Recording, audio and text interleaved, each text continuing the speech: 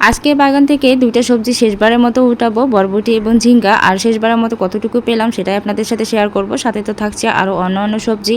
আর এই মরিচগুলোর কথা কি বলবো, মরিচগুলো তো একদিন পর পর না উঠালে হচ্ছে মরিচগুলো একদম পেকে থাকে। আর এগুলা যেহেতু অনেক মরিচ লাগাইছি, আর এই মরিচগুলো উঠাইতেও তো অনেক বেশি কষ্ট হয়।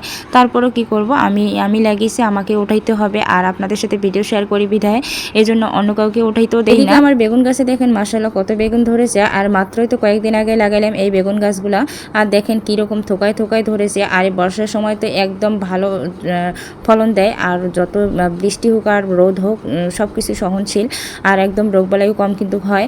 আর কোনো রকম সমস্যা ছাড়াই কিন্তু এই বেগুনগুলো চাষ করা যায়। আর এই ভেন্ডিগুলো কিন্তু সেম হচ্ছে একই টাইমে লাগাইছিলাম, বা বেগুন এবং ভেন্ডি, কিন্তু দুটার মধ্যে কিন্তু অনেক ভালো ফলন হয়েছে। আর এদিকে তো আমার টমেটো গাছগুলা মধ্যে টমেটোগুলো একটু লাল হতে শুরু করেছে। আর এই গরমের সময় যে আমার বাগানে টমেটো ধরে আছে এটাই অনেক। আর এখানে দেখেন এই বেগুন গাছটা আর আমার কিন্তু কয়েকদিন আগে লাগানো ছিল। আর এই বেগুন গাছটার পাতাগুলো হঠাৎ করে কেন জানি একটু পোড়ানো হচ্ছে, তাই আজকে বেগুনগুলোকে উঠাই নিচ্ছি। মাশাআল্লাহ দেখেন একটা গাছ থেকে দেখেন কতগুলো বেগুন পেলাম। আর বললাম না যে এই বেগুনগুলো কিন্তু এই গরমের সময় কিন্তু অনেক ভালো ফলন দেয়। আমি গত 1 বছর থেকে আমি এগুলো চাষ করতেছি, তবে শীতের তুলনায় একটু ভালো ফলন হয় হচ্ছে গরমের সময় আমি সবসময় এই বেগুনটাই লাগানোর চেষ্টা করি। আর যতই বৃষ্টি হোক আর যতই রোদ হোক সব কিছু সহনশীল। আর এখানে তো হচ্ছে বরবটির গাছ রয়েছে। আর আজকে কিন্তু শেষবারের মতো বরবটি উঠাবো। মাঝে মাঝে কয়েকটা রেখে দিয়েছি বীজের জন্য, আবার নতুন করে এগুলো উঠাইয়ে আবার এগুলাই কিন্তু লাগাই দেব। একদম রঙিন বরবটি আর হচ্ছে সবুজ বরবটি দুটাই কিন্তু এবার অনেকগুলো লাগাবো। এখনও বরবটি গাছ লাগান নেই বাগানে, তারা কিন্তু এখনও লাগাতে পারবেন। এই সময় লাগালে কিন্তু অনেক ভালো ফলন হবে, কারণ এখনও অনেক সময় আছে। আর বরবটি কিন্তু খুব তাড়াতাড়ি হয়ে থাকে, মাত্র 45 দিনের মধ্যেই কিন্তু আপনার কাছে ফলন আসা শুরু হবে এবং হারভেস্টিং করতে পারবেন আপনি প্রায় 50 থেকে 55 দিনের মধ্যেই। আর মাশাআল্লাহ আজকে কিন্তু হচ্ছে আমি শেষবারের মতো হচ্ছে ঝিঙ্গা উঠাবো।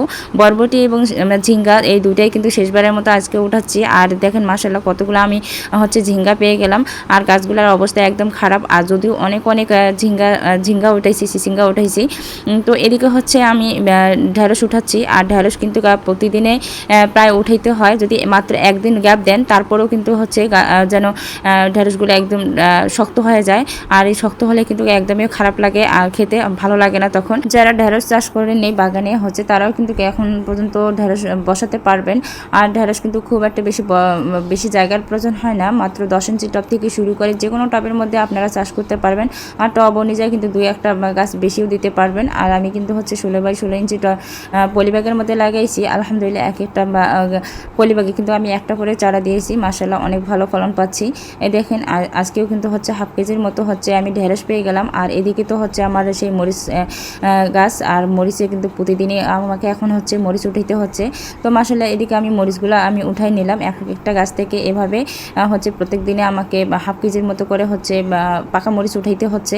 আর আমি এগুলো কিন্তু শ্যুট করার জন্য আমি কাঁচা মরিচগুলো আমি খাইনি, হচ্ছে সবগুলো রেখে দিয়েছিলাম। তো এই 2 দিন আগে কিন্তু এই গাছটা থেকে অনেক মরিচ পেয়েছি। আজকে যেগুলো ছিল সেগুলোও কিন্তু আজকে উঠাই নিচ্ছি।